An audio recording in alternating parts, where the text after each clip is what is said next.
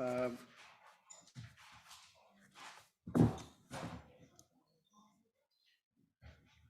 evening, everybody. Welcome to this evening's Place and Economic Development Committee. I have been rehearsing this speech in my head all day, and the first mistake I make is to get the name of the committee wrong. So welcome to today's meeting. This is a public meeting, and members of the public and press are permitted to report on the proceedings.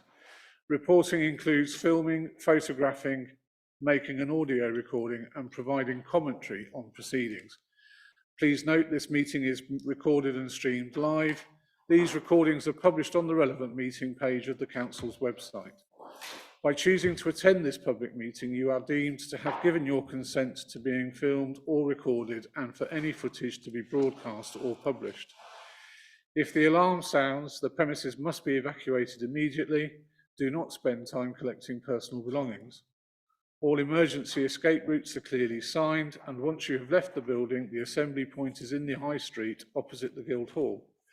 Members and other speakers are reminded to use their microphone when speaking. So we'll start to plough on through the agenda. Do we have any apologies and appointment of substitutes? Yes, Chair, we have Councillor Lawrence for Councillor Jagger, and we've also received apologies from Councillor Geraghty. Thank you. Thank you very much. Do we have any declarations of interest? Right, I'll take that as no. Thank you very much. And I've not been told of any public participation. Can we just go through the minutes then? I'll go through page by page. Does anybody have any comments on page 1? Page 2? Page 3, I do. So minute 50, I think we agreed at the last meeting that we would be monitoring as an annual KPI the number of planning consents for affordable and other housing. And that isn't included in the minutes.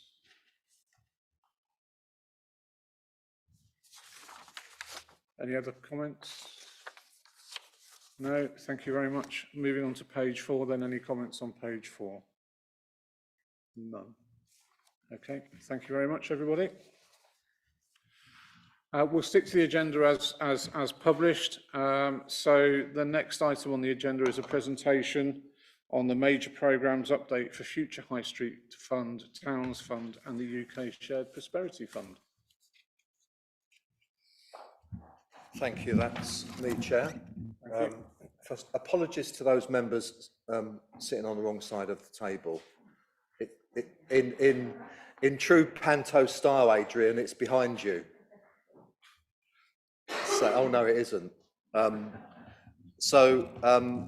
purpose of this presentation is to give members really an update and an insight into all of the work that's going on that forms the subject matter for this committee, and also to initially just introduce where this work programme came from, where it was born.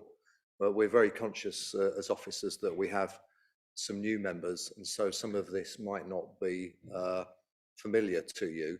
But really, it's an assurance that during these tough times, I think, from want of a better phrase, stuff is going on still, and we're not sitting back. No activity is taking place. So I'd just like to run through a few things this evening. Zoe has a list of FAQs that delve into the detail a little bit more. So if there's any particular questions this evening, we will try to answer some of them.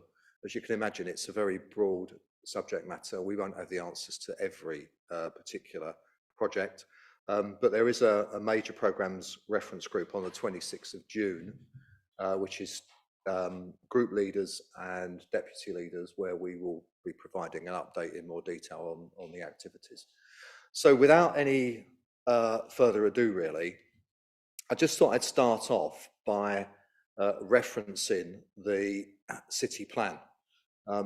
Some of you will be very familiar with this and the previous version. Some of you may not be so familiar with it, but it's worth referencing it and saying to you that please Google it. It's easily findable.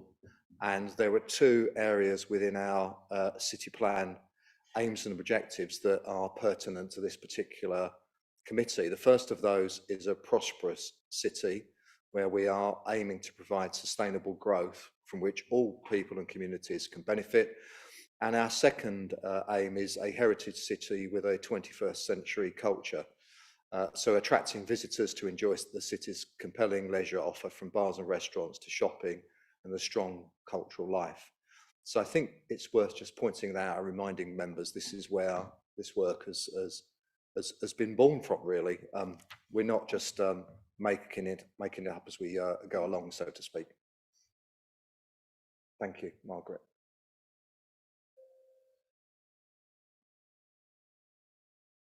Okay, the second slide is worth pointing out is our master plan.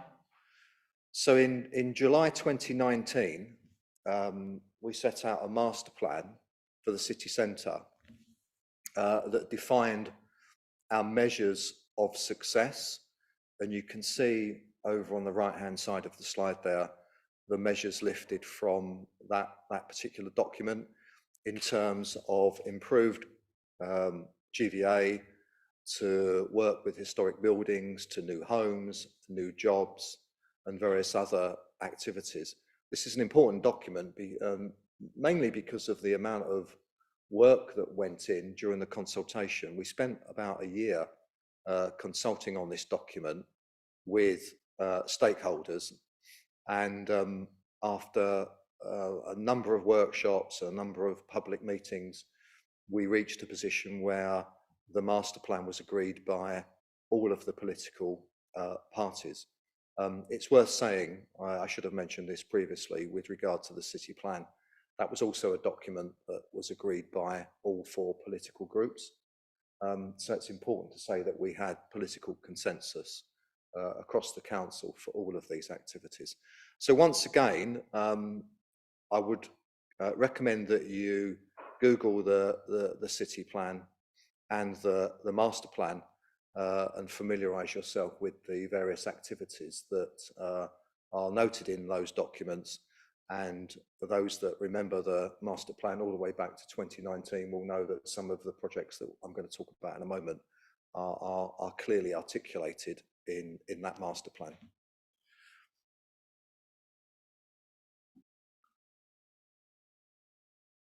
So first of all, our Arches programme, which was born out of a Cultural Development Fund success. We bid for just over £3 million and were successful in receiving £3 million. The money was split in terms of two initiatives. One, a series of light nights that took place spanning COVID, unfortunately, but took place before and after the pandemic, which has led to as I say, successful programme of activity. And secondly, the Arches project, which was bringing back a number of, I was going to say bringing them back into use, but that would be wrong because they didn't have any use in the first place. So bringing them into use for the first time, I think, is the best way of putting it. And I do recall at the time when we won the £3 million, it was quite a lot of money in those days. We've gone on to other things since, but yes, I remember thinking £3 million. Wow, we've never had such a large sum of funding from government. Thanks. So in terms of some of the activities, you can see there, in terms of Light Night, we've had over 100,000 visitors across 4 events from 2020 through to 2023. Seven Arts, who are one of our partners, these projects have been delivered in partnership mainly between the City Council, Seven Arts and the university. So Seven Arts working to increase community engagement with Worcester Community Trust and the university, and created a workforce of over 100 volunteers for the Light Night, leading to placements for students on media and cultural university courses. With the arches, as I said, the plan was to bring disused arches into use, the provision of space for arts and creative businesses, and the creation of the pedestrian access from Foregate Street down to the river. That final part of the jigsaw, which seems to have been a long time coming for some of us, is still on the cards. We have a plan application in at the moment for the demolition of the famous chicken shop. Hopefully that will be down soon. One of the challenges there is, of course, it's adjacent to the railway lines, so we have to negotiate a closure of the railway with British Rail. Is it British Rail nowadays? Network Rail. I'm too old, you see. I keep just harking back to the good old days, you know. Some of you are too young to remember British Rail, aren't you? So Network Rail, we have to negotiate closure of the rail line, which is could be a significant cost unless we get the timing right, as you could imagine. But we're not allowed to carry out the demolition because part of the building is above the edge of the viaduct. So a huge amount of work has gone on to get us to where we are, and we're hoping in the next 12 months or so that demolition will take place. And that demolition is planned to fit in with the future High Street Fund improvements that we're making to the public realm as well around Foregate Street. Okay, thanks. So after our success with the 3 million Cultural Development Fund, we were then fortunate enough to win £18 million of future High Streets funding. And the three main elements that remain in the programme are the Scala Art Centre. That's the main picture there on the left. You can see the Scala building plus the Corn Exchange building next door to it. The ambition there is to create a 500-seater new auditorium and art centre in the centre of the city. And then over on the right-hand side, two other key elements. One is around the high street improvements and the paving. We're spending in the region of just over £4 million improving the public realm in the city, so that we will end up with the nice Yorkshire stone slabs, which I like so much, running all the way down from Foregate Street Station down to Cathedral Square. I think it's really important that when people come to the city, it looks well looked after and not unkempt and not derelict, as in some places you go to around the country. So I think although one might argue that this is a county council responsibility in terms of highways improvements, I'm a strong advocate that we improve the public space around the city. And then the bottom right picture there is the shop fronts and units improvement scheme around Angel Street and the Cross. You know, there are a number of empty units that have been there for many years. I think the BSM and the Jewellers at the top of Angel Street has been empty probably 7-8 years, something like that. I can vaguely remember buying some jewellery in the Jewellers, but it must have been a long time ago because I think it was the first Mrs. Blake. Yes, it was a long time ago, you know. So yes, so we're spending some money there improving the retail units on the ground floor, and also equally importantly bringing the upper floors back into use. What's happened over the years is that the landlords have mainly concentrated on the ground floor retail units because that's where the money is, and neglected the upper floors, which has led in the main to the roofs starting to leak and therefore making the buildings not habitable. So a lot of work is going on there to bring the upper floors back into use, either for commercial or residential lettings. Okay, thank you. So just moving on a little bit, you can see there, that's the artist's impressions always come out slightly differently in the end, don't they? But that's what we're hoping for in terms of the new Scala Theatre and Art Centre.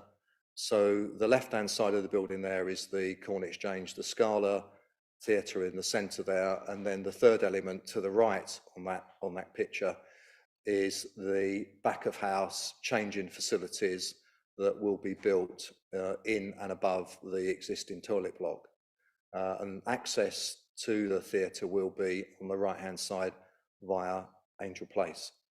So I think an incredibly important project for us, and I think what it will do for that part of the city, which is a bit run down, will be bringing back new footfall, bringing new visitors into the city. I think those elements in themselves will help in terms of antisocial behaviour and reduce the amount of crime in the area, and bring a very new look to that area of the city. Thank you. And then the property enhancement scheme, you can see there in detail where we are in the programme. We have 5 units where the work has been completed. We have 4 units where work is underway. We have 1 where we've agreed the improvements, and so plans are due to start shortly, and we've got 2 that are subject to planning.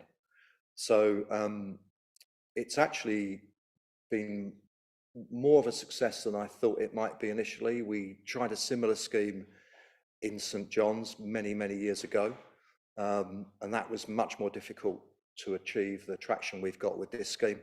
And I think it's because of the scale of the investment that we're bringing has attracted the landlords and occupiers to invest in the city. So that's going very well at the moment, and every time I see some new scaffolding going up, I know another unit's being done. So I like to see scaffolding in the city centre. Next area, so after our Future High Streets Fund, we were then successful in 19 million Town Fund programme. And just to pick out some of the projects there, we have the top right, the pedestrian bridge that will be part of the cycle and pedestrian network, mainly funded by the County Council, but with some funding from the Town Fund project. Bottom right, that building is there now. The artist's impression was correct. I had a look around it just a couple of weeks ago. We had some visitors from the Department for Levelling Up who wanted to see what we've been doing. So we took them around to show them that building as well as the other buildings that I've just mentioned. So that is now built and open, and people are starting to occupy the building. So that's been a great success. And 2.5 million was the contribution from the City Council Town Fund towards that university project. And then I suppose the most challenging is the left-hand side. We always like a very challenging project amongst all of these, and that is Shrub Hill.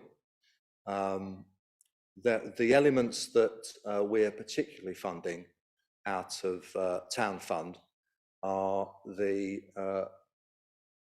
improvement, well, I would say improvement, regeneration is probably a better word, of Isaac Maddox House, which will create between 30 and 40,000 square feet of new office accommodation. If you talk to any of the businesses already in the city, one thing that we're crying out for is new office space.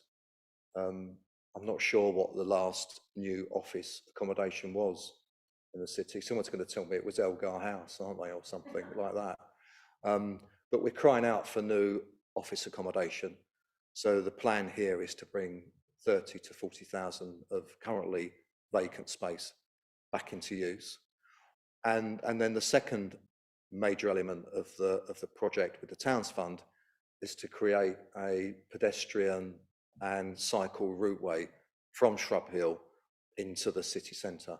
If we are going to encourage businesses and residential development in that area of the city, then we certainly need a better, safer, more accessible route from where we are now up to Shrub Hill. It's only a 12-minute walk, because I time myself every time I have to go there.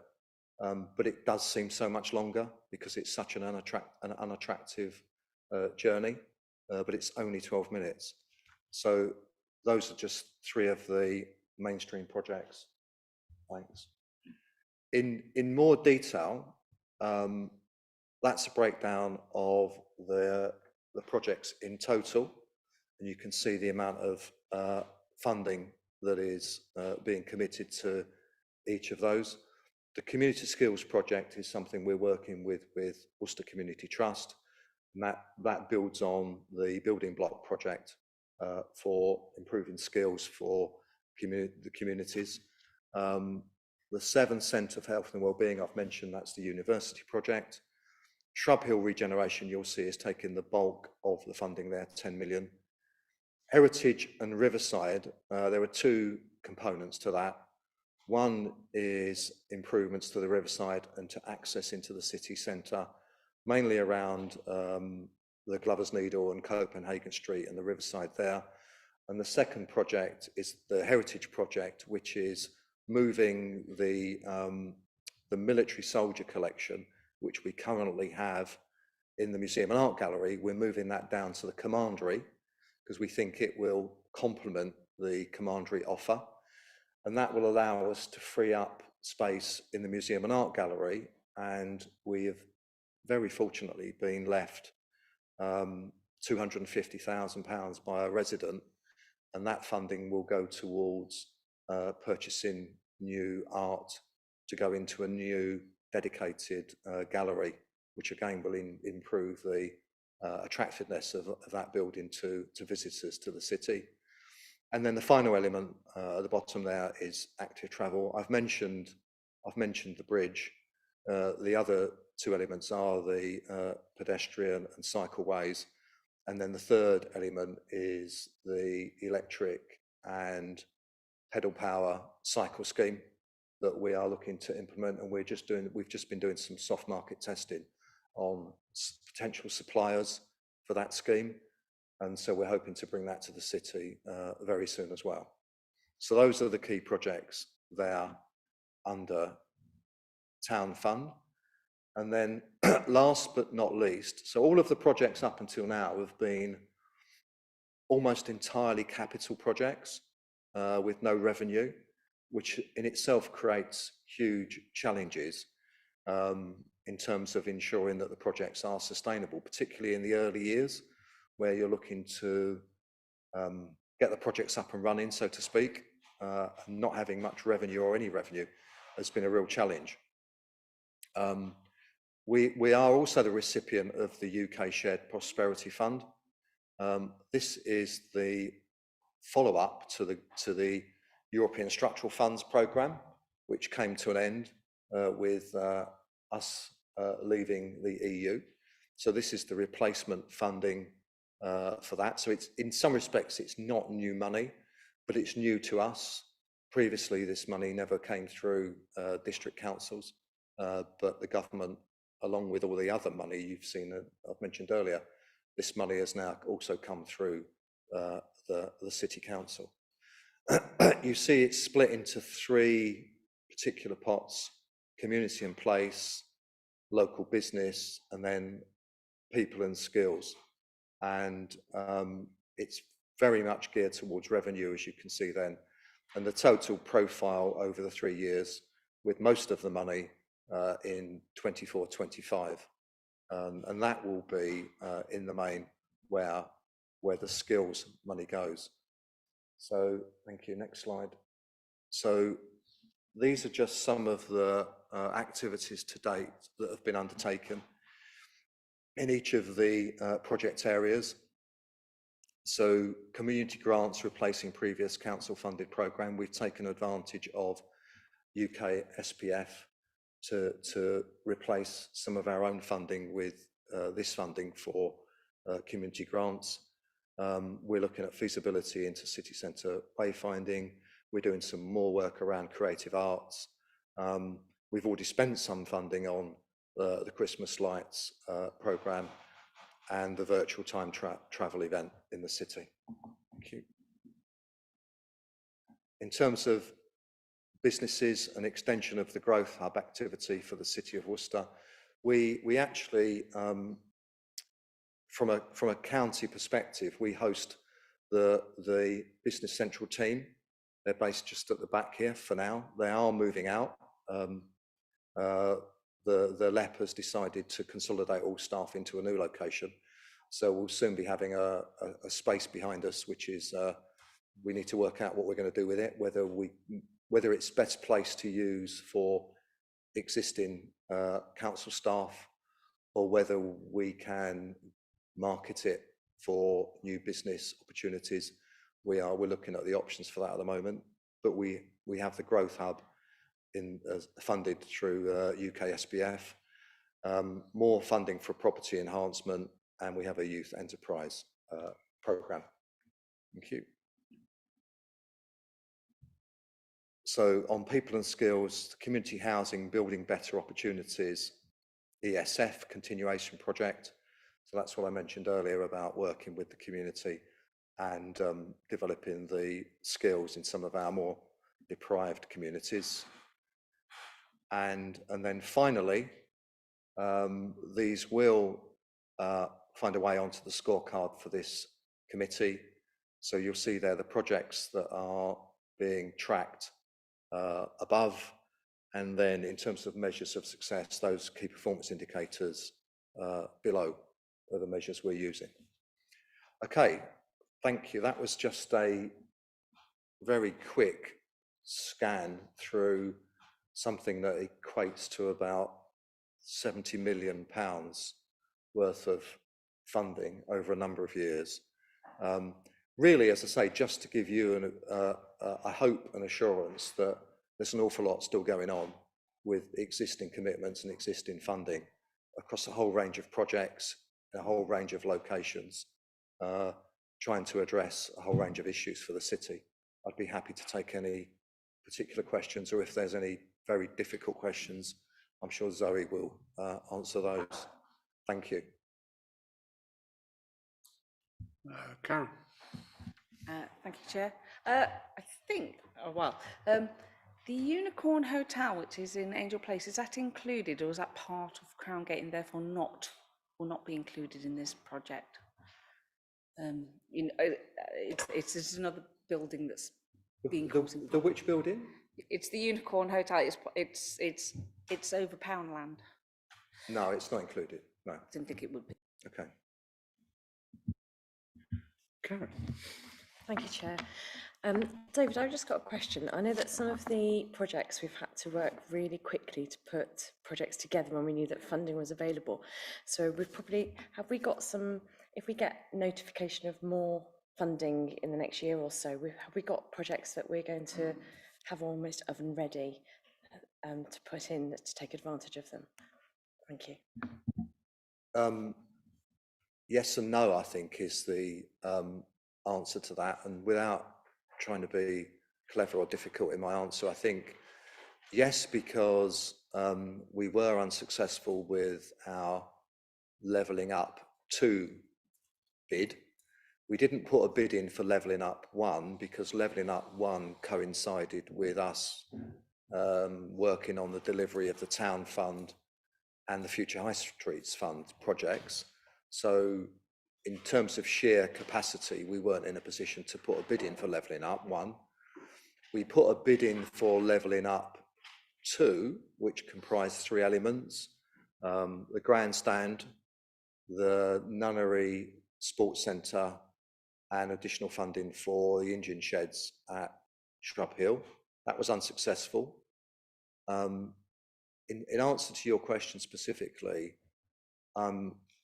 I think it's incredibly difficult to get, in the time scale that we always get from government, it's almost impossible to work up a £20 million project to the level of detail that reduces the risk to an acceptable level. You know, certainly from a standing start, it's almost impossible. And some of the issues we've faced with the Scala project, for example, is due to the fact that once you start getting on site and you start digging and you start looking at buildings and where stuff's going to fit, which you can't do in 12 weeks development phase, it only brings new issues and new costs. In terms of where we stand at the moment, we have been told that there will be a levelling up 3 round. When we had the visitors from the department a couple of weeks ago that I mentioned, I said to them, please don't announce it in the next 6 weeks and have the process for developing the bids all over the summer while everyone's on holiday, and then have a deadline by beginning of September.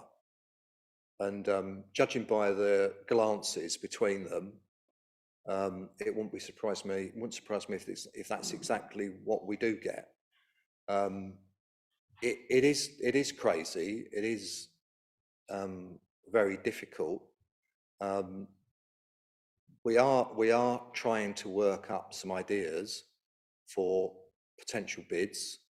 And the lesson learned from the unsuccessful bid was that the department didn't like the 3 discrete interventions.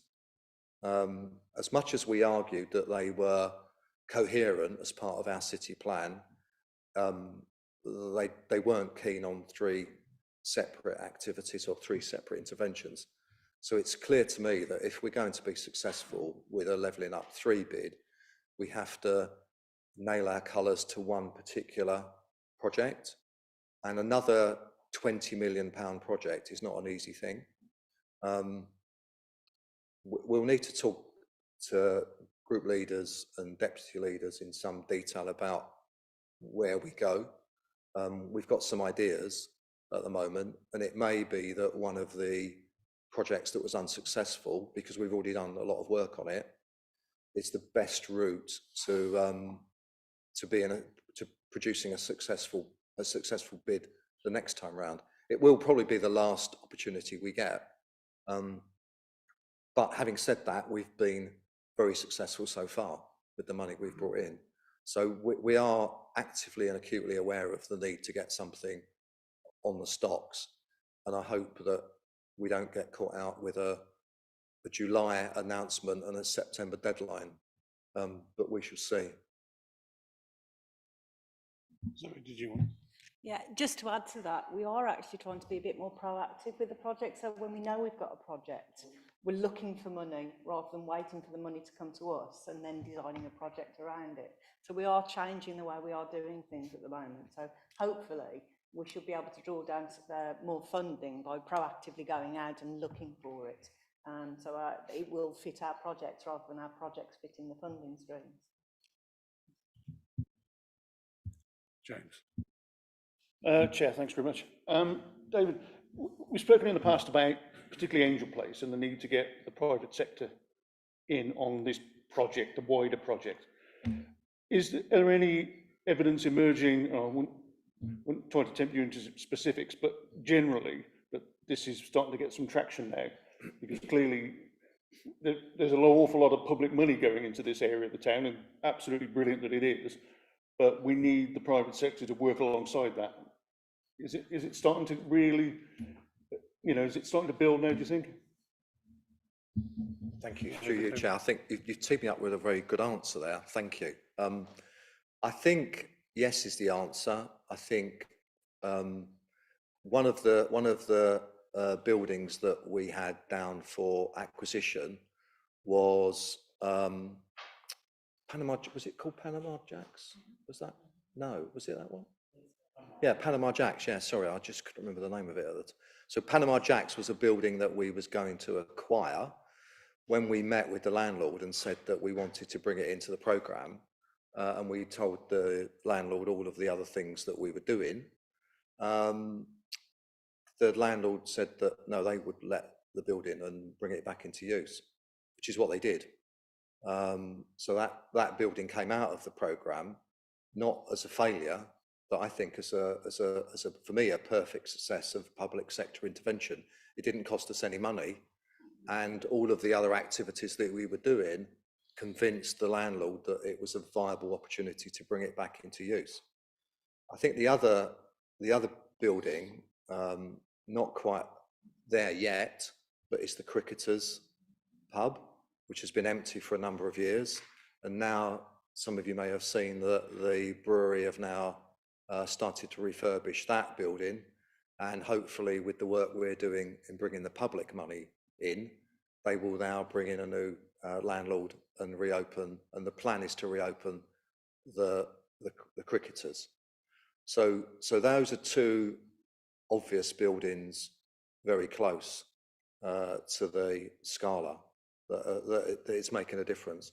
I think the other point just to make, when I mentioned the retail units, I think clearly the fact that we are spending all this money on the corner has urged the owners of those other properties, because we're putting in half the money. The landlords and tenants have to put the other money in. So of the 400,000 or something, we're so far, but is it 400? It's something like that. That is being matched by private sector investment as well. And I think that's all part of the regeneration of the area that people can see with new money coming in. So yes, I think it's starting to work. There's a long way to go. Last point I'll make, if I may, the other building that is of critical importance along there, of course, is number 8, which was part of the programme originally. That's the supermarket building that was originally constructed as a car showroom. Originally, it was part of the programme, but the building is almost beyond salvaging now. So the plan is to demolish the building and put a new building in there. So that will come later, but it will be interesting to see what interest we get on that new building once we go to market. Thank you. Thank you, David. Jill? Chair, Seven Arts was bereft of some funding, I think, last some committee I was sitting on. Probably not this one, maybe it was. Is this part of the remit of PED to try to support Seven Arts and help it continue its brilliant work here in the city? Through you. Well, I think possibly, I mean, this committee, yes, maybe, if you, place on economic development. Depends how you regard Seven Arts in particular. I think one of the things we're going to be coming on to later this year is support and funding for all of our partner organisations. And although we've been able to use some UK SBF funding to supplant some of our grant funding, it's going to be really challenging, and we are going to have to look at, I think, a new funding regime with a different scale of investment, lower than we've got at the moment. And I think we also will have to, because of if members make the decision to reduce the amount of funding, I think there will also need to be a decision regarding the process by which funding is awarded. At the moment, it's very much ad hoc, almost first come, first served. But if we have less money in the future, then I don't think we can carry on with that approach, because it will leave too many organisations maybe dissatisfied with the outcome. So we may need, and I'm sort of teeing this up now, I suppose, we may need to move to a process whereby we have a period where we put a call out for bids and get everybody's applications in, and then consider them against the amount of funding we have available as a different way of doing it, which might be a more fairer way of awarding funding, and Seven Arts would fall into that category. Zoe? One of the things that we are doing, where we know organisations are struggling or they've got gaps in their funding, is actually sitting down with them and doing them some training so that they can source their own funding from other areas. So we're doing funding searches. We'll help them with putting together applications and identifying where they can go to as an alternative to the authority, because we know the authority hasn't got the money. So we are actually working quite closely with a number of partners to try and help them to secure some additional funding. Thank you. Councillor Lawrence. Thank you, Chair. I was wondering, is there any possibility of increasing the amount of accommodation in the Angel Place area? Because that is something that is lacking in that area. Are you talking about residential? No. Hotel? Just thinking, if I was coming out of that theatre, how far would I have to go for a hotel? The White House, I think, is the closest. Yeah, it's a good question. I don't think all of the units around that area are discrete small units. You know, they're not connected in any fashion. So I think it would be pretty challenging for a hotel developer to convert any of the existing units. The building that we're demolishing, I think we're open-minded, really, in terms of what might go there. The intention was something active on the ground floor, because we don't want dead frontage on the ground floor. And originally it was office above. It depends bluntly on what stacks up from a financial perspective. It might be that in order to make it work, we might need to go slightly higher and put some residential, and we might be able to get affordable housing therefore on the upper floors. But it will depend on what the market determines is viable to a certain extent. And of course, there will always be a planning process and a planning application for members to consider in terms of end use. If a hotel operator came along and said that they wanted to put a hotel there, I think that would be something that we would consider, as well as any other type of end use. Thank you, David. Thank you very much for that, David. Oh, sorry, Jabba.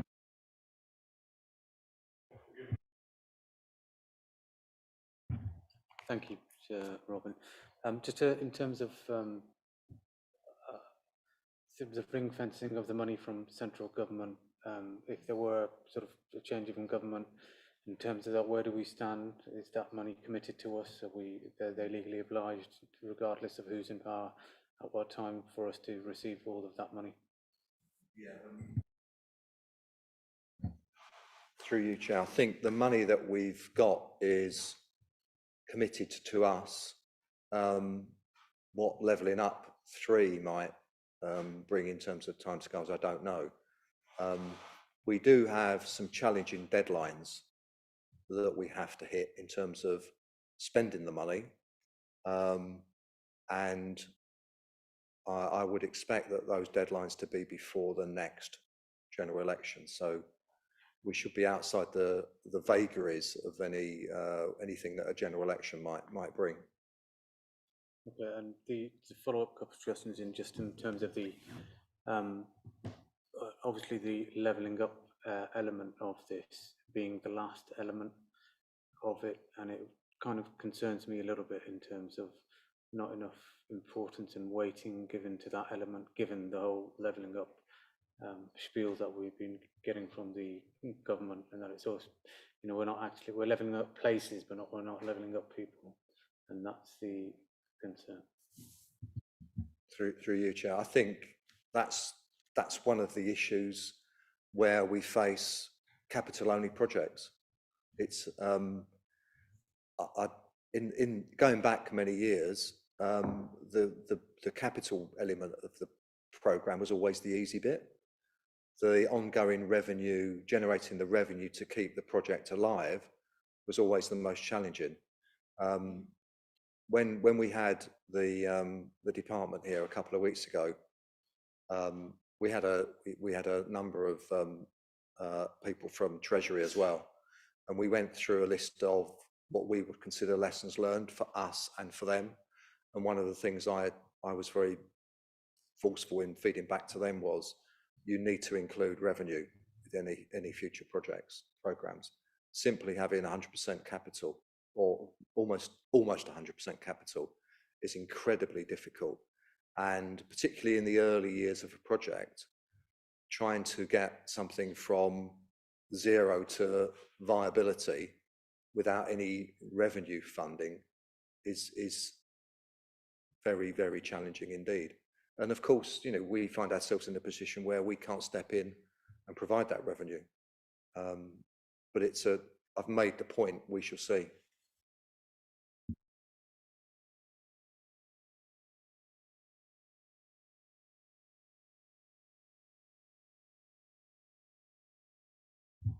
In terms of the active travel element, and part of the rationale, although it being a towns fund, we've spent it in Gullivel in terms of completing the bridge. Yet the completion of the Ringwood Road, I call it, in terms around the river, was a crucial element and part of that. When are we likely to see the completion of that? Because that is well, certainly in my opinion, the crucial element in terms of linking all of the riverside.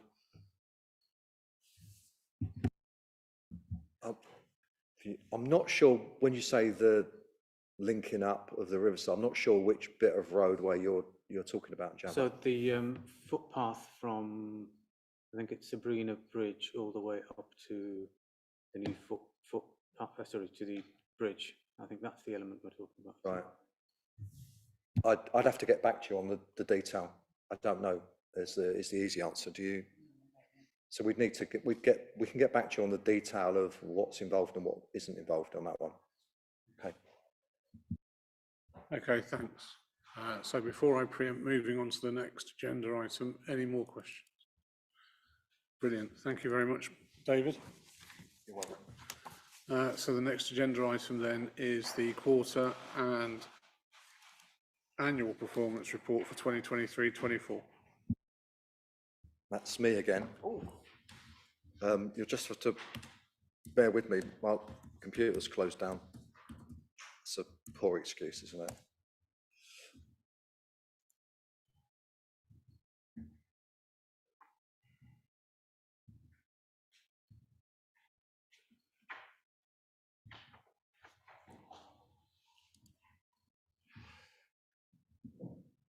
I just need to open it up. It's closed while I was doing my presentation. So I think from memory, Ben, there were two items read. One of those, it was the South Worcestershire Development Plan, and whilst I remember the other one, Foregate Street, the chicken shop, the Arches. Well, I was going to say Duncan can answer any questions on SWDP.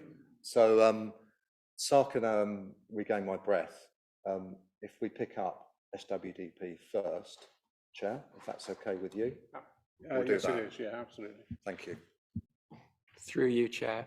As members will be aware, in November, December last year, we consulted at Regulation 19 stage on the review of the South Worcestershire Development Plan, and we're making extremely good progress working our way through the representations that were received. And later this year, we'll be looking to submit the plan for examination, but around the same time that we do, excuse me, which is likely to be in the summer, we will look to report and republish the Local Development Scheme, the LDS, and that will confirm a new timescale for progressing the plan through the examination stage and on through to adoption. And then we will reset the timescale as far as the PED reporting is concerned. But that will follow later this year. Thank you, Chair. Okay, and I've touched on this already with regard to Foregate Street and the Arches. The issue now is to achieve planning consent for the demolition and to move forward with that final element of the work. Once the building's down, we can then carry out the public realm improvements at the very front of what will be the avenue that leads down to the river, and we can then also tie that in with the future High Streets Fund improvements that we're making to Foregate Street. Just a little bit more on the detail there. So the plan there is to move the existing pedestrian crossing, which is further up towards the Museum and Art Gallery, opposite by the pub. The plan is to move that down so that it sits outside of Foregate Street Station, so that people coming out of the station can walk straight across the road and have that desire line down to the river, rather than have to walk up to the right-hand side, cross over and then come back down again.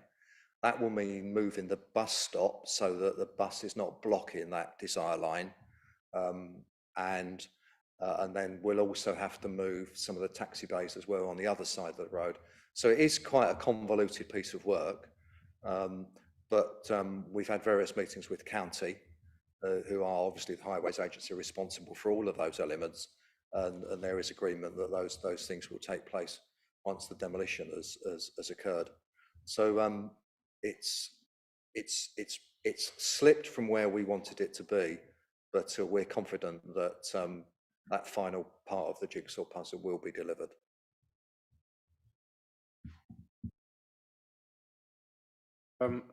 First Jill, and then Karen, and then Jabba. Thank you. So it sounds great to walk straight down to the river and enjoy all that space. Is there also a plan to include my favourite hobby horse, turn right? No, because if we're going to encourage people go left, they do anyway. Go straight on, lovely. What about turn right? I'd like to say that the funding extends to improving the paving and public realm all the way up to the Museum and Art Gallery. I'm afraid it doesn't. But one of the things we want to do, and it's been an issue for me for 10 years, and we still haven't sorted it out yet, is the wall opposing Foregate Street Station. You know, the terrible tiled wall. One of the things we are going to do, and we are going to strip all that off. And I'd like to think that we will hold a competition for a local artist to produce some artwork to go on it, which will act as a wayfinding picture. And therefore, anybody coming out of the station and seeing this fabulous piece of artwork opposite them will know exactly what's available to them if they turn right, carry on across the road, or turn left. So yes, I'm hoping that will solve the problem to a certain extent, but you're right to raise it, and it's something we would love to do more on. Thank you. Karen? Thank you, Chair. My first thoughts coming out of a railway station: where are the taxis and where are the toilets? And all buses. You say you're moving the buses, but obviously that taxi rank is quite close. Is the plans to, and it's also the wrong side of the road. And I know that can't be helped because of the direction of traffic, but is there any sort of plans? It does, you know, that is quite a small taxi rank really, and that would occasionally, not that it should, hang back over where the pedestrian crossing is going to be moved to. So a couple of things there. The taxi rank will have to move further up, inevitably, to create the space. So I don't think we're able to accommodate any more taxis. But in answer to your last comment, the plan is to create a paved area between the bus taxi bay and however it's configured, so that we have a stop on the end of the taxi bay. Because at the moment, one of the problems is the taxis back down further than they should, which means the back of the bus sticks out. So we're aiming to create a physical demarcation between those two bays so that the taxis can't encroach into the bus bay and therefore push the bus out into the traffic lane, which is, I absolutely agree, is a real problem, because what that then does, it forces traffic into the bus lane in terms of facing oncoming traffic. So we're trying to address that problem with the road layout that we're planning. But I'm no highways engineer, so I hope county can sort that out. Particularly dangerous if you're coming past on a cycle, on a bike. Yeah. Absolutely, yes. Thank you both. Jabba? Thank you, through you, Chair. That issue around Foregate, I'm certainly welcome the proposal in terms of moving those things. I mean, those issues have been highlighted time and time again via Cathedral Ward councillors and through the taxi forum and through licensing. It's really just a shame that it had to take a project of this magnitude for the county council to listen to the residents, to listen to the councillors, to listen to the taxi drivers that knew that this was being a problem. We've had the over parking issue for years and years. We've had the issue of safety in terms of people walking across that issues for years and years. It's just a shame that the county council have taken this long to realise that it's been an issue, and it's taken a project of this magnitude for them to listen. It just shows that where there's a will, there's a way. Otherwise, and if there's no money for it, they won't bother doing it.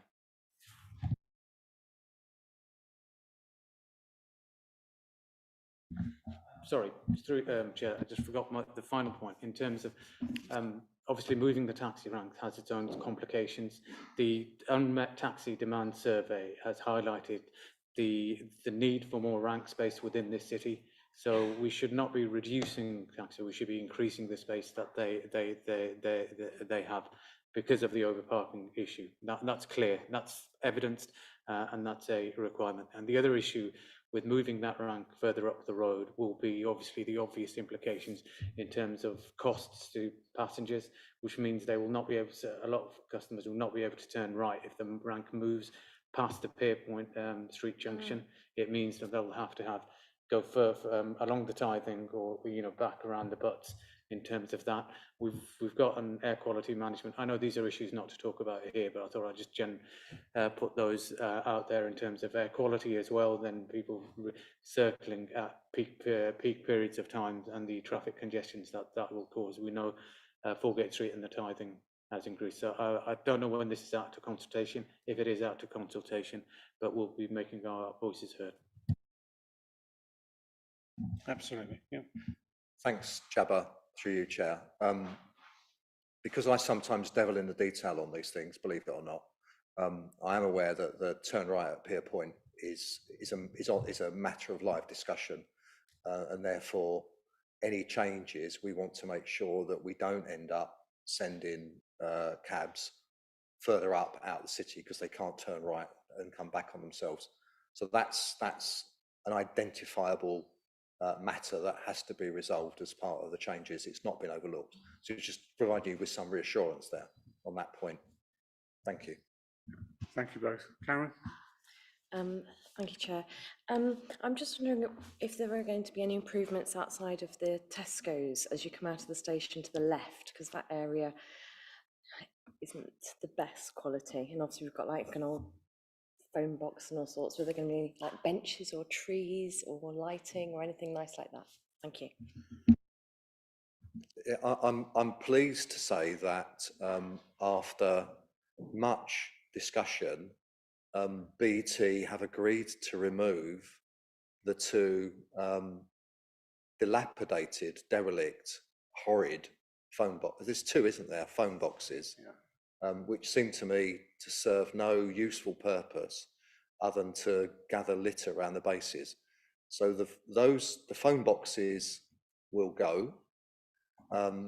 We've also agreed with Tesco's that the area in front of the Tesco's branch, even though it's not our land, it's Tesco's land, they will allow us to improve it at our cost, to bring it up to a satisfactory condition. And you may smile at that, but it did concern me that because it is private property, they would turn around and refuse us the opportunity of improving that area, which would have been a disaster because it would have just, looked terrible. So what I've said to the team is what I want. I want those horrid concrete bollards removed. I want the area repaved. I want seating added, and the phone boxes have already been agreed to be removed. So when people come out of and a couple of trees wouldn't go amiss if I'm pushing my luck. So when people do come out of Foregate Street, they are presented with a much nicer public space and environment than they currently see. I'm also planning to move our 2 litter bins, because our litter bins are very prominent right on the edge. So if we can find a better place for those, where they'll still be used, but they're just set back a little bit so they don't clutter the space, would also be good. So yes, I'm pushing the team on all of those fronts. Thank you. Could I just ask then, having put that investment into the front space of Tesco's, will they be picking up the bill for maintaining it, or will that be on us? It depends on what you mean by maintaining it. I think in terms of maintenance and repair, physical repair, it will be up to them because it will be their land. In terms of keeping it swept and clean, we already do that, even though it's private land. My view is that, from a pedestrian or residents or visitors perspective, they see no difference between whether it's Highways or Tesco's. So our street scene team do clean that as though it were standard highway. Thank you. Any further questions? Jabba and then Jill. Oh, we can talk about the other bits in this report, right? Yeah.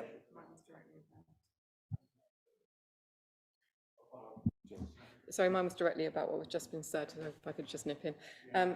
So when you're planning these new layouts for the paved area, does it include provision? I'm sure you're going to say yes, but just to check, include provision for disabilities, partially sighted people, that sort of thing? If there is going to be a tree, not have it in the middle of well, maybe not, but we're planning a city centre blind walkabout quite soon, just to highlight the issues that partially sighted and blind people have negotiating the pavements.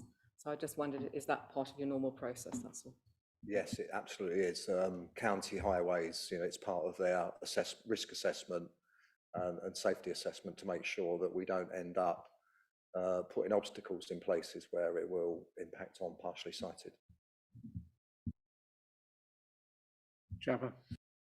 Just regarding the 5-year housing land supply in there as a risk register, can we just have a clarification of what the risk of not having a 5-year land supply is? Case in point being a couple of local authorities have had planning appeals overturned because they haven't had 5-year land supplies. Through you, Chair. The consequence of not being able to demonstrate at least a 5-year housing land supply is that something that some of you have been briefed on recently. The tilted balance is engaged in terms of the way that planning decisions are made, decisions on planning applications. So the absence of a 5-year supply of housing becomes a material consideration. And then the balancing and the weighing up of different planning considerations is approached differently. But if we're faced with applications for development that is wholly unacceptable in all other respects and contrary to our development plan, the South Worcestershire Development Plan, as you know it, then we would still be justified in recommending recommending refusal and planning committee refusing to grant planning permission. But the weighting of those considerations is different because of the tilted balance. Thank you, Chair. So thank you very much, everybody, for that. Brilliant. The next agenda item then is the short-term lets responses to the government consultation. Thank you, Chair. We bring this report tonight to make the committee aware that the government are consulting quite seriously about bringing in some additional level of legislation to address short-term lets. Airbnb and other lets are available, you'll know what I mean. The consultation actually closes on Wednesday, and the report here seeks a delegated authority to officers to submit the draft consultation response, which we've appended to the committee report. I say the government is consulting quite seriously on this. Clearly, the government always consults seriously, but there's a serious purpose here to introduce some sort of legislative change. It seems quite clear that that is what's happening. And this follows the government's initial stage, which was a call for evidence to understand the impact of short-term lets in communities, which received over 4,000 responses. And do I mean 4,000 or 40,000? I certainly mean a lot. I'll come back to that number. So certainly the government has listened, and through the Levelling Up and Regeneration Bill, has looked for ways to actually introduce some legislative framework. But there are a range of different ways that this could be legislated for, depending on what the perceived problems or issues were. And what is proposed in this consultation is to some extent quite a light touch response to short-term lets and the prevalence of them. So what's proposed through this consultation is two different things. Firstly, a registration scheme for operators of short-term lets to register, to confirm that their premises is being operated as a short-term let. There are obviously definitions provided and thresholds as to what that is.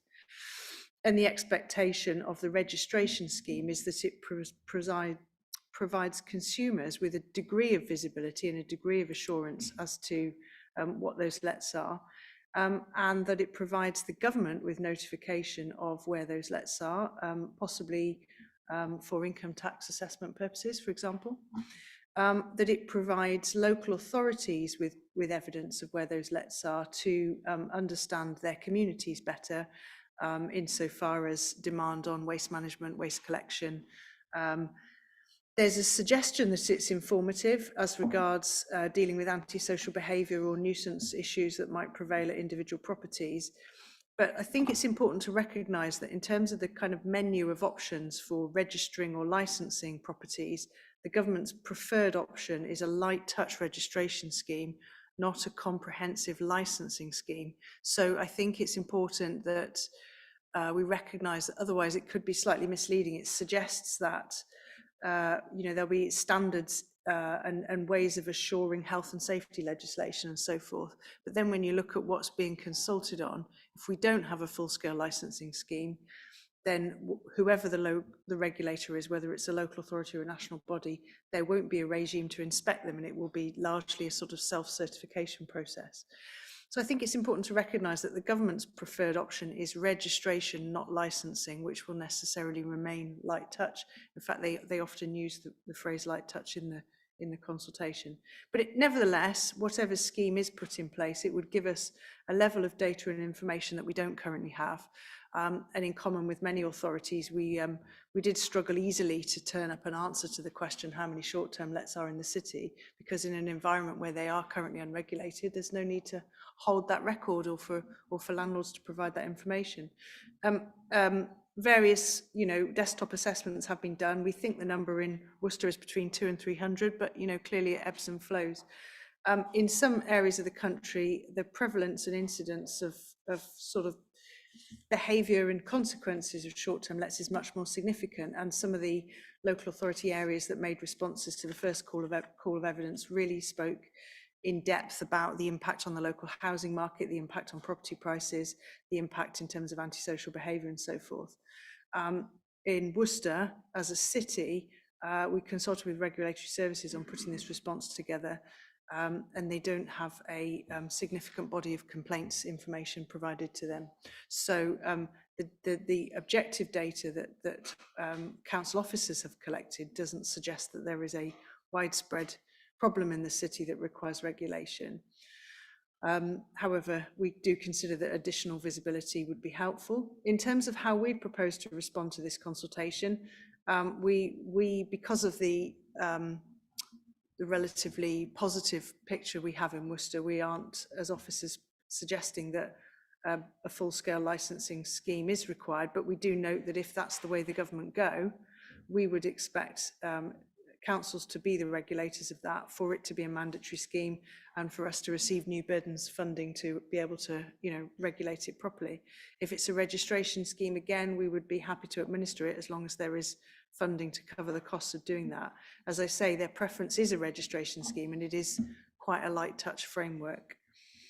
And then the other thing to say is in parallel with consulting on a registration scheme, the government's also consulting on changes to planning use classes in order to introduce a specific use class for short-term lets.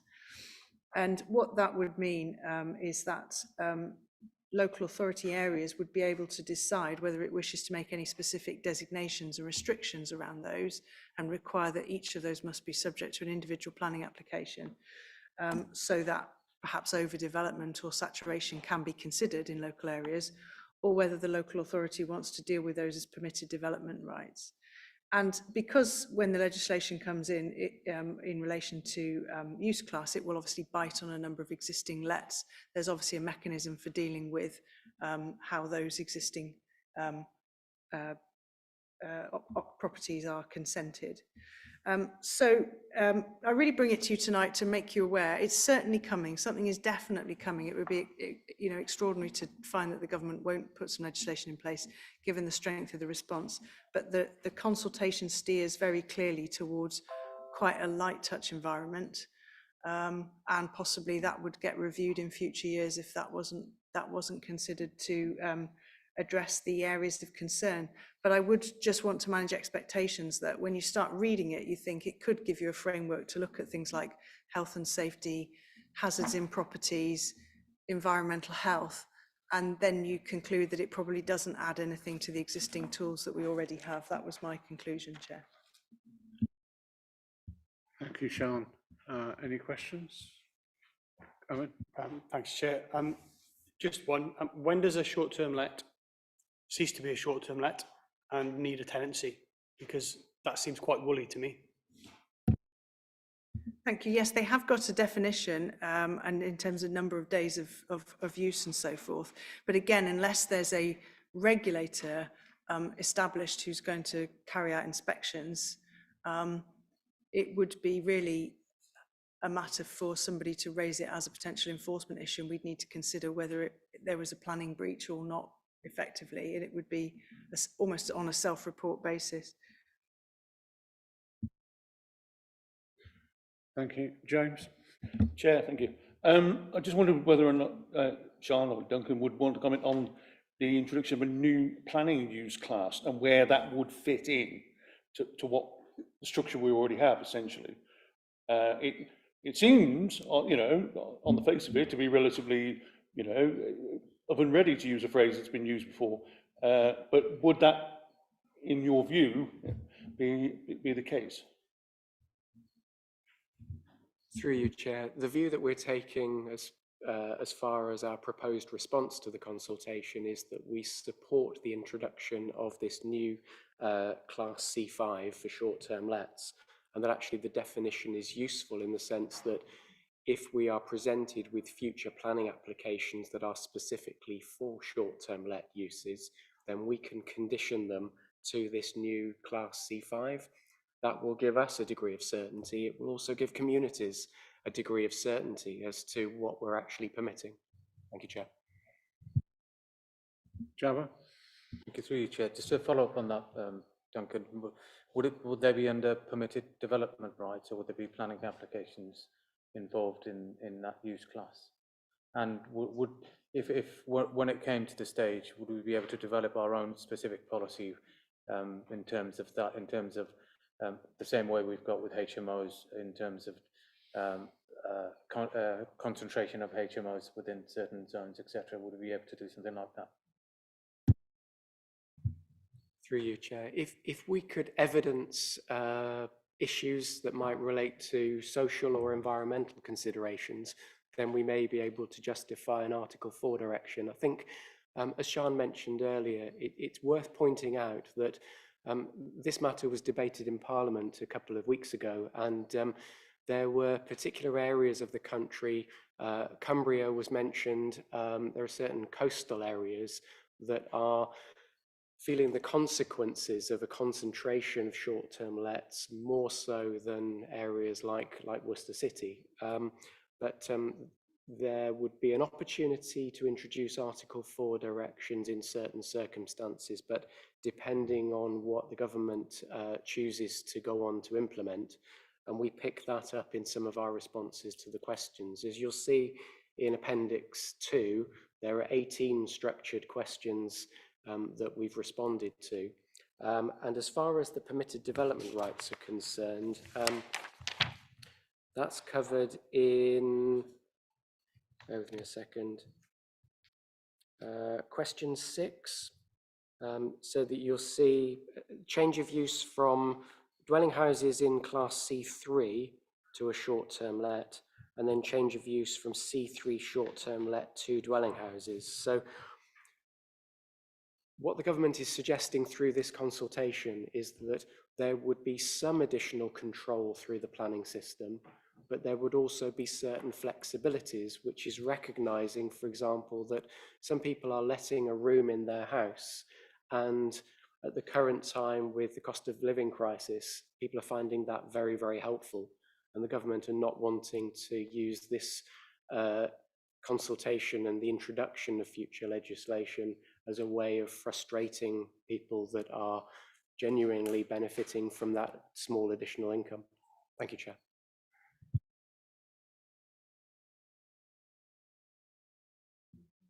Yeah. So the recommendation in front of us is that the committee notes the contents of this report, setting out the government's consultation on changes to legislation relating to short-term lets, and delegates authority to the Corporate Director, Planning and Governance to submit a response on behalf of the Council. Do I have a proposer? Thank you, Karen. Seconder? Jabba, thank you very much. All those in favour? That looks fairly unanimous to me, but I'll ask the questions. Anybody? Anybody against? And any abstentions? Brilliant.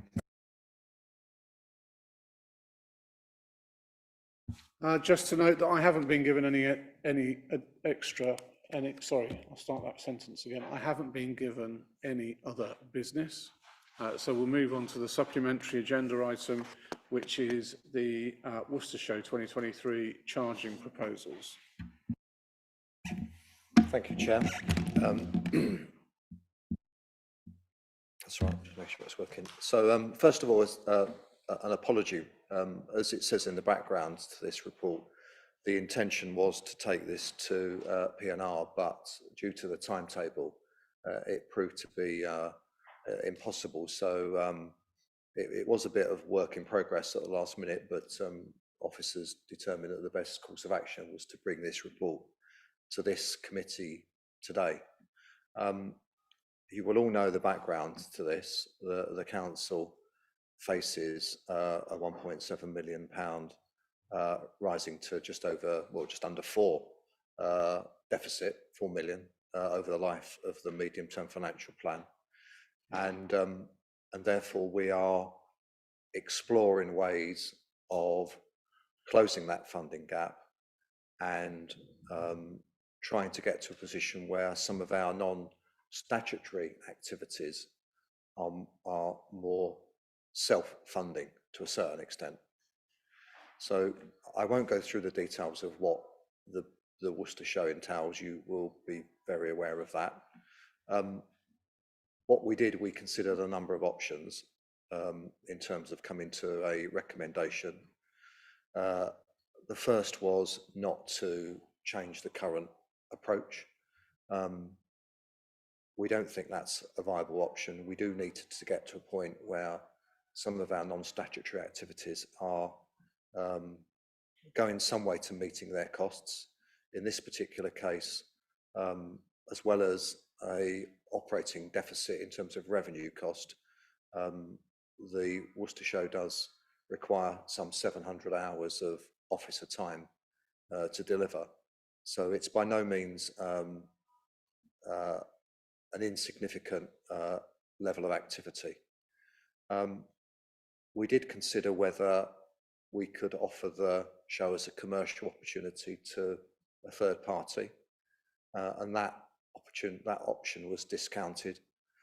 From our perspective, from an officer perspective, we feel that the show offers unique opportunities, particularly in terms of community and voluntary sector, and bringing people together to network and increase the volume of voluntary activity we see across the city.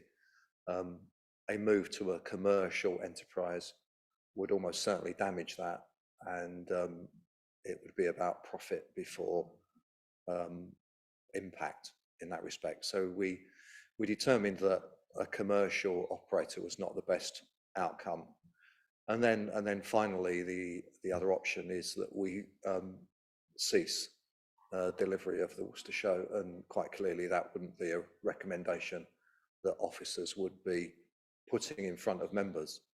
So we ended up in a position where we think the best course of action is to this year introduce a small fee of £2 per adult with free entry for children under 16. As you'll see in the table in paragraph 310, that we project that will bring in for 2023 a small operating surplus. It won't go to covering the total cost of the staff costs, but it will make a contribution. We do believe that it won't have a huge impact on visitor numbers. It is a relatively small amount, and we're not suggesting that we charge for children. In terms of next steps, if members were minded to agree with the recommendations to adopt a new policy and then to apply a £2 charge, that would mean that these costs would then go on to the annual fees and charges, so that within this policy decision in future years, members would get to discuss and agree any recommendations for changes in entry charges in the future. One of the other things we also considered was access to the event. It would be possible at significant cost to fence off the area and therefore ensure that all attendees came through a paying entrance. We didn't think that was appropriate for two reasons. One, there would be significant cost to fencing, and secondly, we didn't think it set the right tone for the event. So there is a small risk that people may take to ducking under tent flaps and entering in various other ways. But to be honest, we feel that that's a relatively small risk, and we're happy to run with that as it stands. So I'll do no more than just reiterate the recommendations. The first one is to agree a policy change to introduce an entrance fee, and the second is for that fee to be set at £2 for this year's Worcester Show.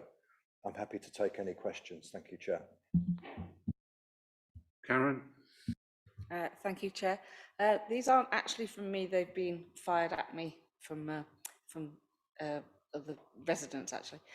So one is, and I assume this is going to be the case, that will exhibitors and volunteers be exempt from the entry fee? Yes. Yes, I thought they would be.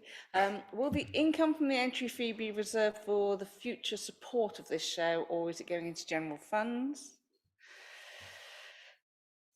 General funds. I thought it would be. And if the people who've already reserved their stalls wish to pull out, will they be entitled to a refund on their entry fee for their stall fee?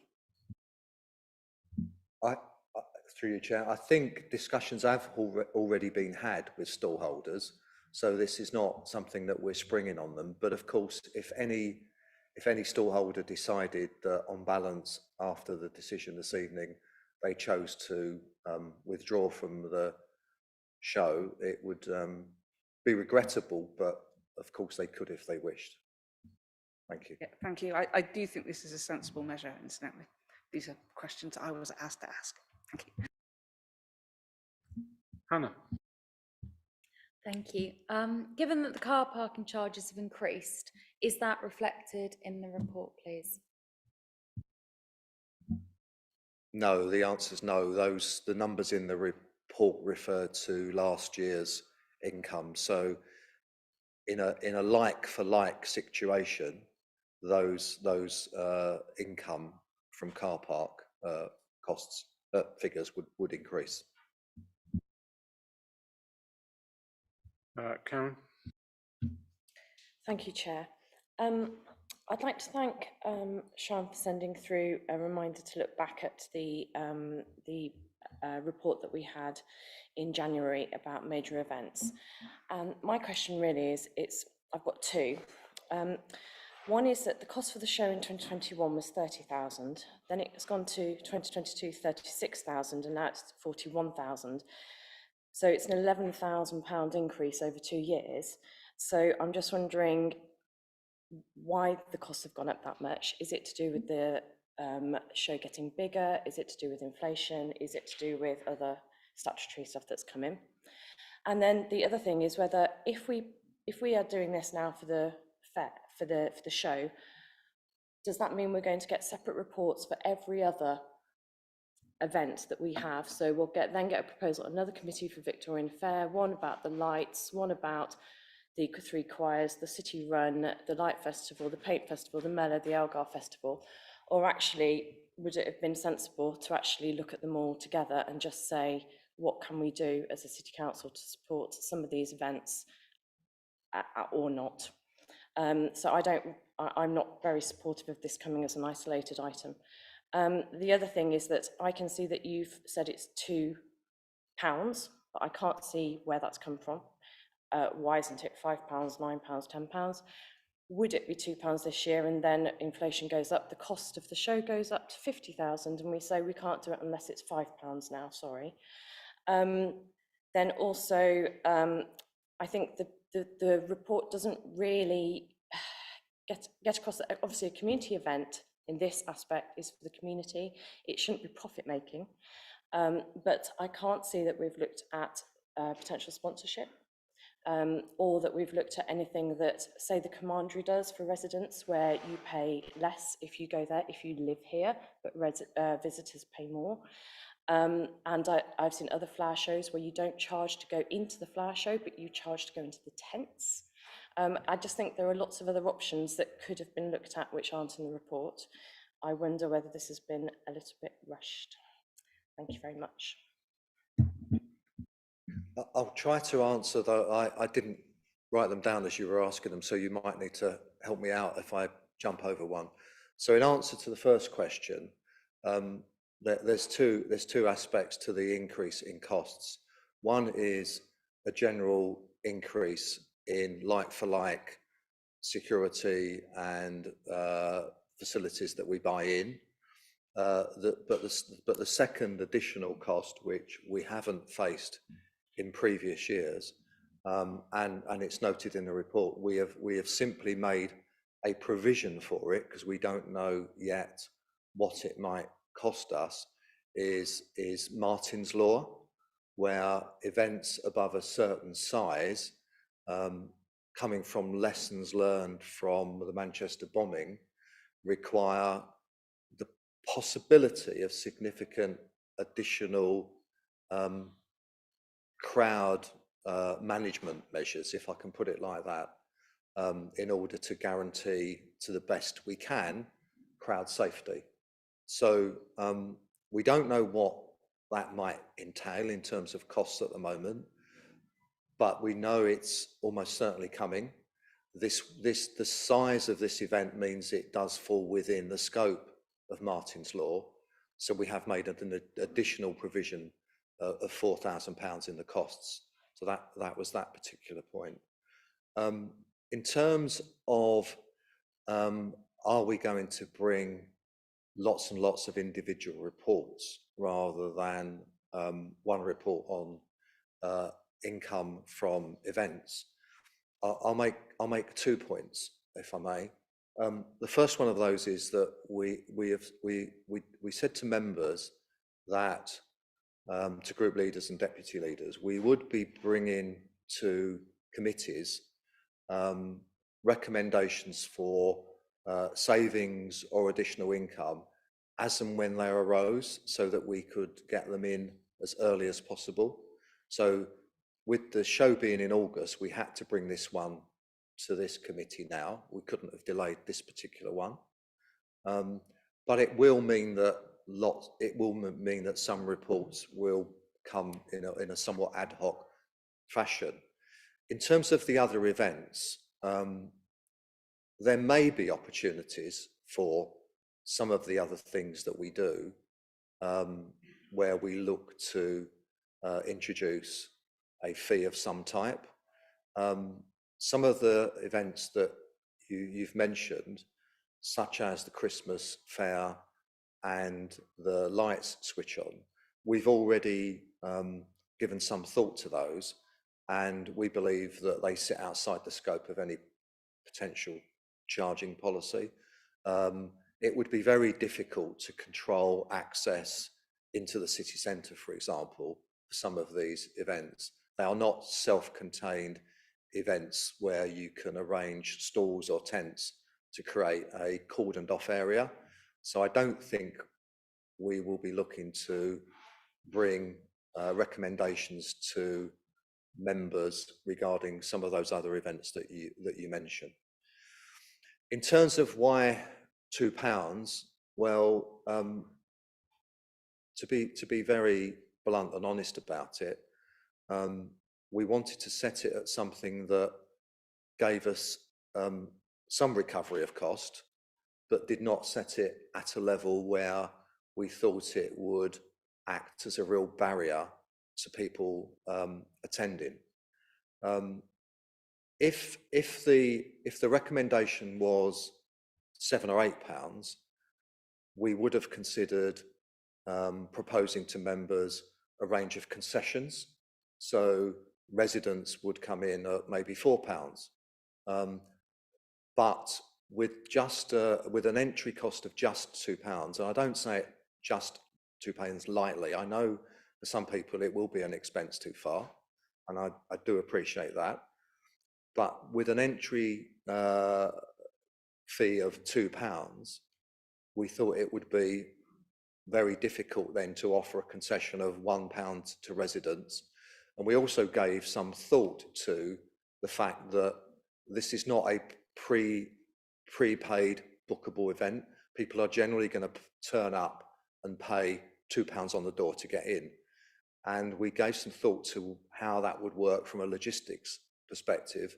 If people were turning up with utility bills and evidence of address, and then asking to come in for £1 versus others waiting in the queue till their address had been verified who wanted to pay £2, we thought it would be very, very difficult to manage. So we have given some thought to all of these other aspects, and thought that the best and easiest way of implementing this was to go to a relatively flat fee of £2 per head with no payment for children, because once again, giving it some thought, if you've got 2 adults and a child of 1, is that suddenly a family ticket that they mean they have to pay £1 for an infant? And you can get into all sorts of discussions on whether a 1-year-old should be charged £1 to come in or something. So we did give this some thought in terms of how we could implement it in its simplest fashion.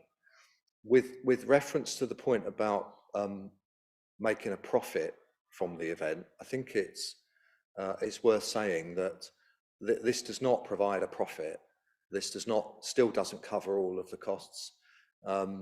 If you calculate 700 hours of staff time and an average salary, it is not covered by a £9,500 income, net income. So I hope that answered most of the points. It's not an easy one. I absolutely appreciate that, but the recommendation is for officers that we make a start on this process. Thank you. You missed the sponsorship. Sorry. Yes, sponsorship. We are looking generally at trying to raise sponsorship for events across the city. There are many organisations swimming in the same pond as us, if I can put it that way, trying to go to companies, to businesses, to other public sector bodies to raise sponsorship. So some thought has been given to that. Where we stand at the moment, 2 things. I don't think we've got time to do it properly. It's the first point. And secondly, we need to be very careful, I think, about sponsorship, because I'm sure there are those businesses, probably legal and above board organisations in the city, that members would not feel would be potential appropriate sponsors. So I think we need to tread very carefully on the sponsorship deal, and I would hate for it to be branded as a large businesses show. Thank you. Yeah, thank you, Chair. You did touch on the officer hours, and of course that's another concern, isn't it? Because we know that we're going to have redundancies. And if we did a show of this size next year, could we actually say that we've got the staff available to do this event at this scale? And is another option to scale it back, get it away from the difficulties with having such a big event, and taking it back to be more of a community event, a bit like it was when it was in Gallivelt Park? Thank you. Any potential redundancies, whether compulsory or voluntary, will be given very, very careful consideration. And those any recommendations on those matters affecting frontline services will be brought to members. I would say that we might have some challenging decisions to make on this, and it may be that next year we do recommend that certain things are done differently, and we scale back on activities. I think we will honestly have to wait to see how this year pans out in terms of what we can and can't achieve in terms of various savings, whether that eventually impacts on staff numbers or whether we can make the majority of savings through initiatives such as this you're seeing today, or any other savings that we can put in front of the committee. So I don't know is the answer to that. We will have to see how this year pans out. Thank you. Thanks both. James? Chair, thank you. You always receptive to the idea of attempting to balance books, and we should all be mindful of the need to do that. That simply just should be a given. I do, however, have misgivings about this particular way of putting this on, onto the agenda. I think there's still going to be some families who are potentially would be, you know, looking to come down to the Worcester show, who might still find, you know, a multiplier of 2, you know, quite a considerable burden on them. There is equally a configuration problem and a security, hesitate to use the word security, but a way of preventing those who don't want to pay from coming onto site, more or less wherever you go. I mean, David's alluded to the difficulties with the, you know, the Christmas fair, etc. I totally get that, but I don't think necessarily that what we have here is necessarily any more able to be, people being prevented from coming on site without paying.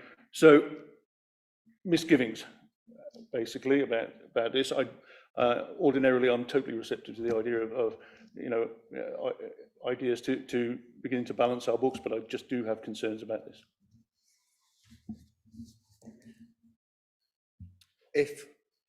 If you raise 2 points, you raise one point around affordability and one around access. So all I can say is that as a local authority, we are faced with significant funding pressures, and this is the beginning of a process whereby officers will be presenting members with recommendations and choices to make on how we go about closing the gap.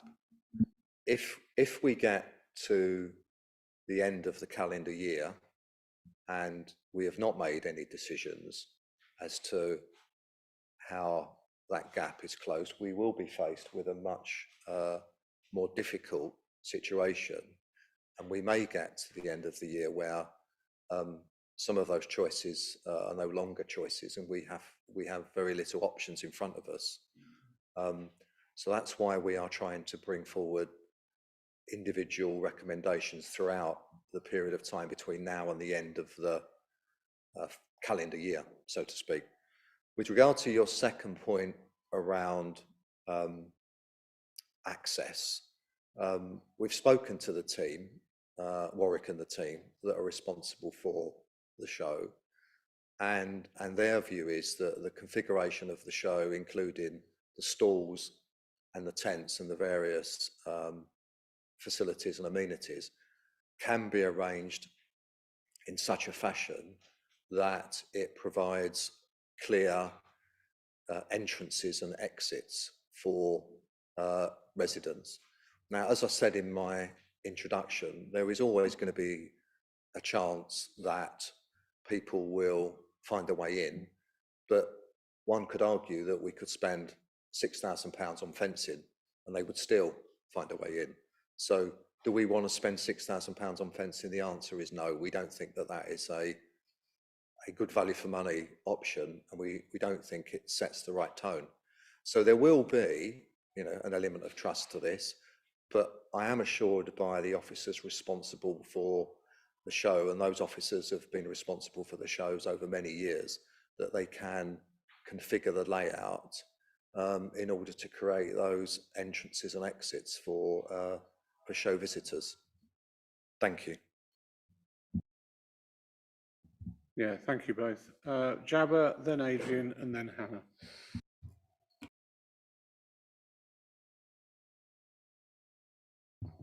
The choice we face tonight is an extremely difficult one. It kind of sets a little bit of a precedent in terms of where we go with certain events that we put on within the city. But I mean, I'd like to, first of all, to start by actually congratulating the huge amount of work that the Worcester Show team have done in terms of increasing the footfall, increasing the recognition, increasing the reach of the show to the extent now that it's become a destination show within the city's calendar.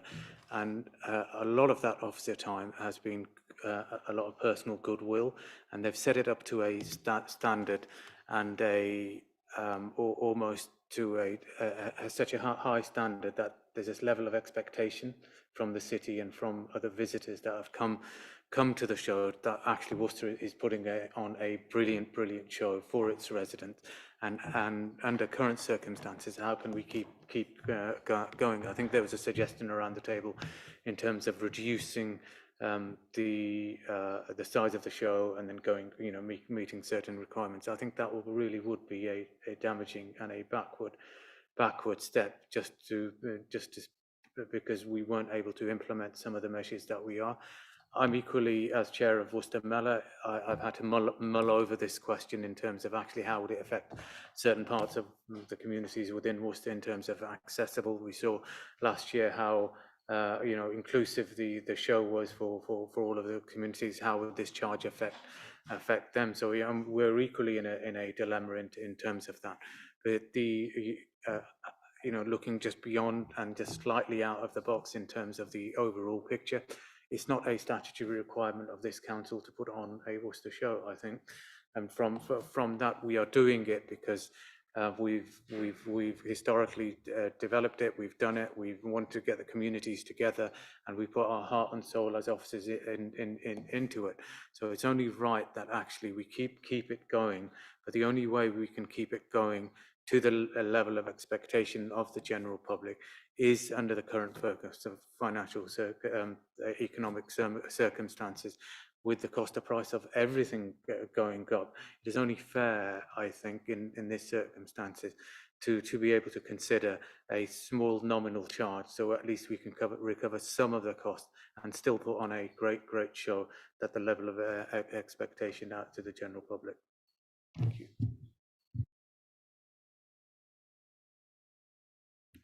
Thanks, Chair. Yeah, I mean, I agree with Jabba, really. I think over the many years, the Worcester show has grown exponentially from what was held in Gallowbelt Park, and one of the frequent remarks that you get immediately after the show or during it over a decade now has been, why don't you charge? Because there are so many people coming in.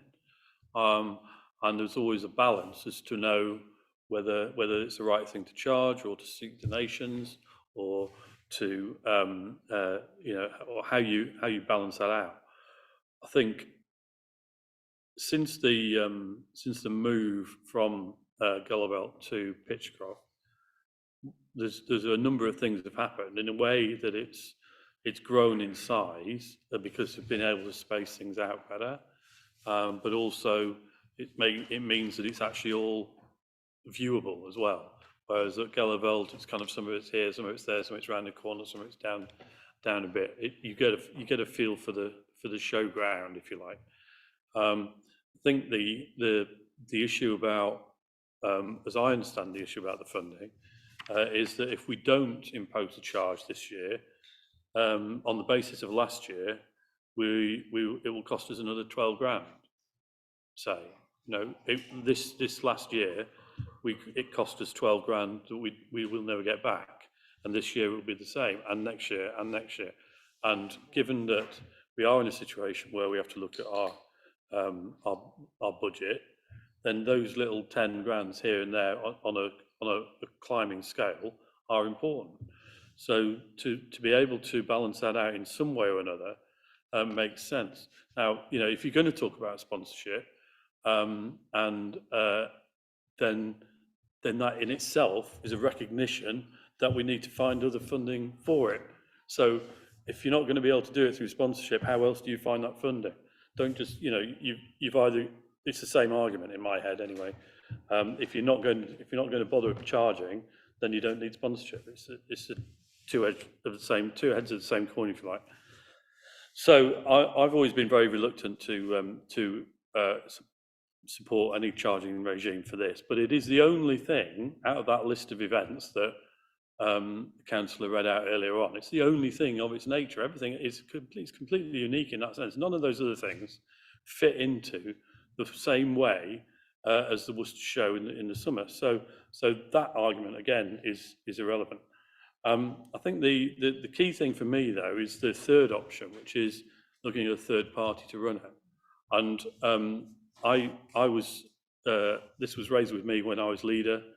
and on other occasions, and steadfastly put our heads against the notion that this should be privatised, because that would just not be the right thing for Worcester's residents.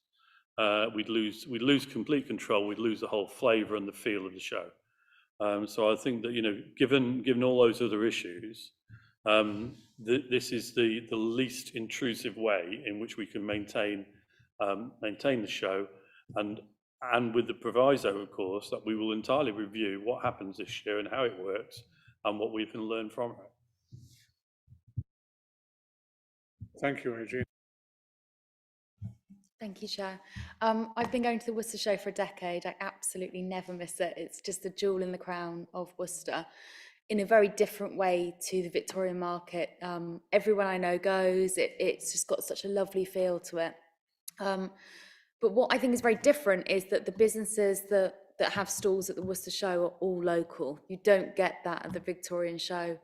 And I think it's really important for local sort of micro and small businesses to be able to have that space.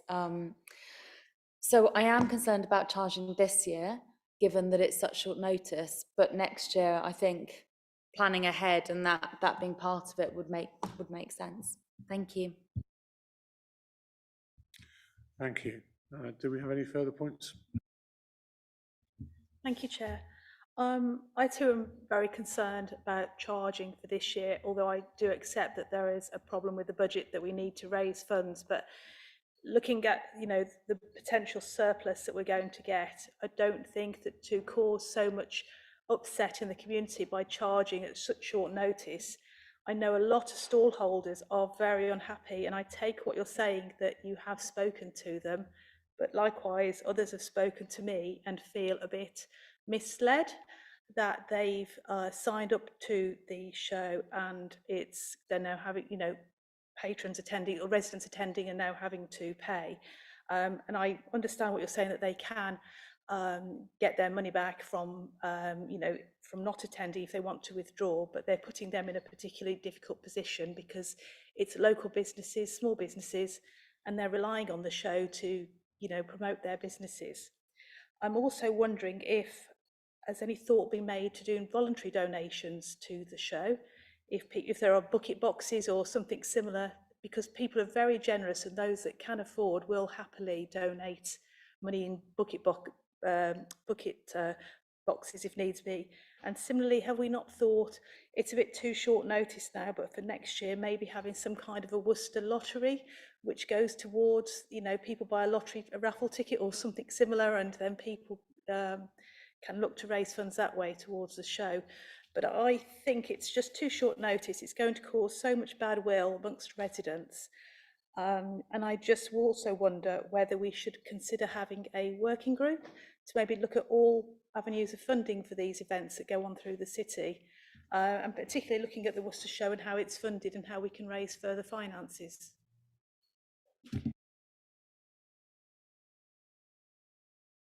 Chair, can I just point out two things? We already do have a Worcester lottery.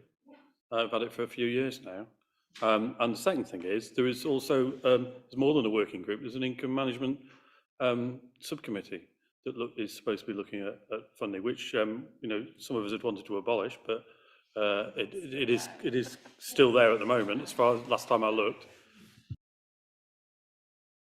Thank you for that, Adrian. There were questions about have we considered voluntary contribution. Yes, it was one of the things that we thought about when putting together the proposals.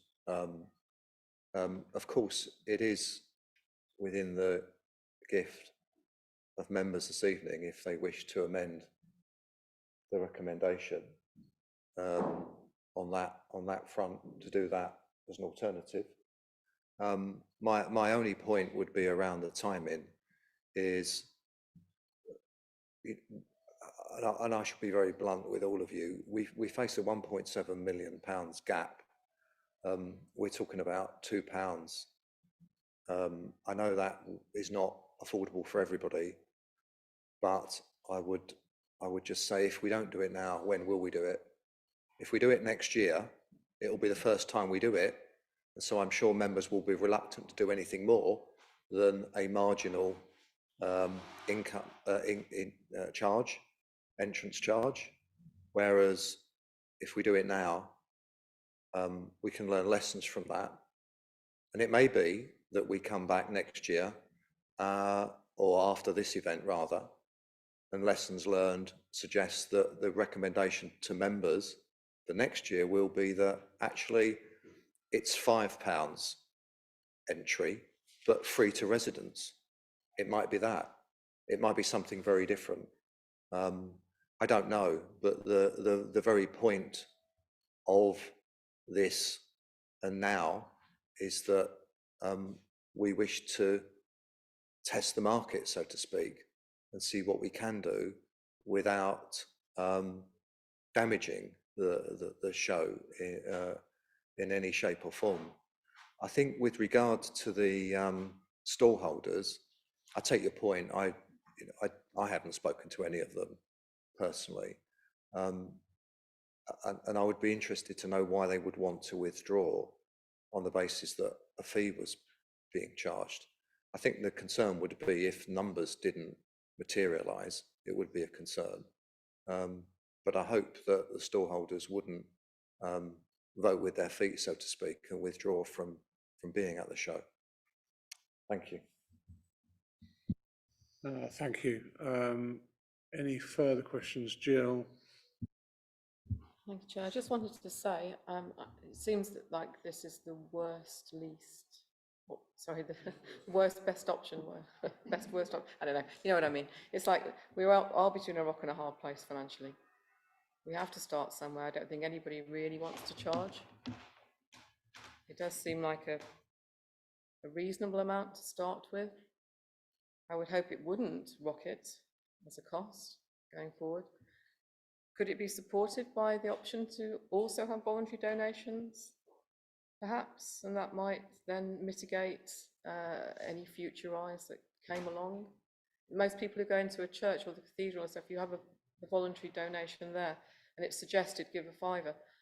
I don't know how they get on with that, but I would imagine most people give a £5, don't they? I mean, I don't know. Anyway, it's I think it is unfortunate that the consideration has had to come up, but I think we have to just accept it. Thank you very much. James. I mean, is there an appetite around the room for donations simply as a best way to describe it? Yeah, pause on the question of charging and make this year the voluntary donation year. Adrian. They already collect donations. Owen. I would say if this was publicised to the point, I mean, I go to the Worcester Show every year and I didn't know you could donate, but if this was publicised to the point that you could donate, I'd probably give a tenner. Nobody would need to suggest to me to pay a tenner because the Worcester Show is fantastic. And I would probably do that. And I don't suppose I'm alone in thinking that. And I wonder whether we could do this voluntarily. And that's the test of the water.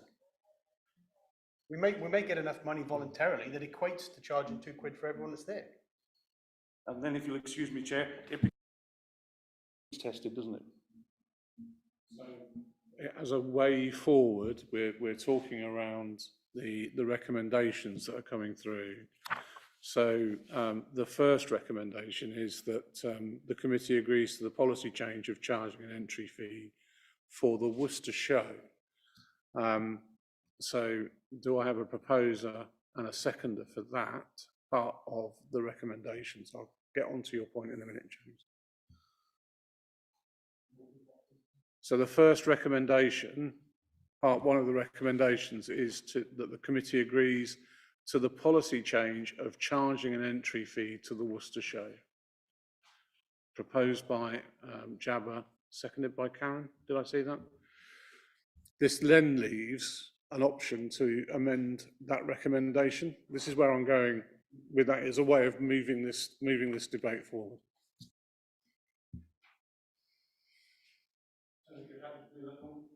Please, we can amend the first clause which then I think cancels out the second recommendation anyway. And then we, you know, as I say, but we need a proposer and seconder for that and a vote on the amendment. Well, I've made the case for it. I'm happy to, if you want to move to a vote on that specific amendment. So presumably somebody will second it. I'm just going through the motions here. Thank you, Hannah. Hannah has seconded it. Thank you, Mary.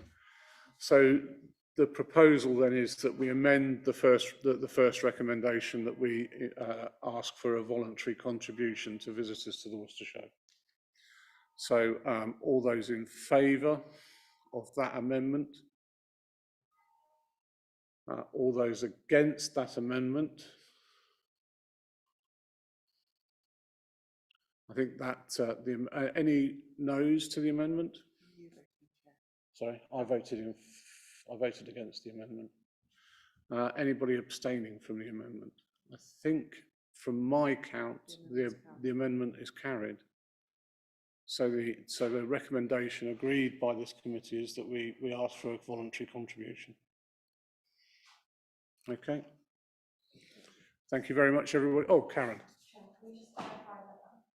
That would be with a minimum recommended voluntary contribution of £2 per adult as well. So, you know, like the church do, as it was an example. So we give an example. So it's almost like people won't give like 10p. Okay. Sean.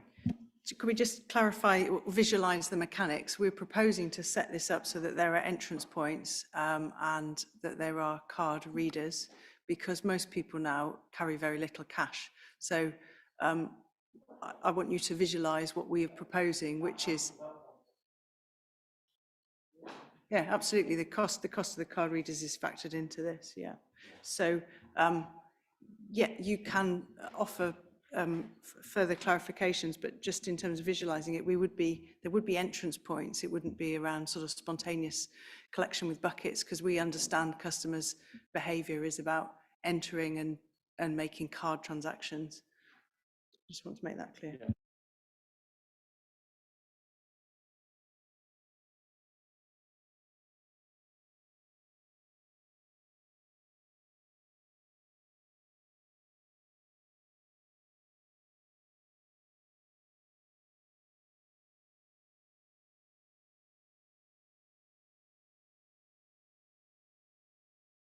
Owen, yeah. Everybody else happy with a no minimum recommendation? Marvellous. Thank you, everybody, for that contribution. And I think that draws the meeting to a close. Thank you very much, everybody.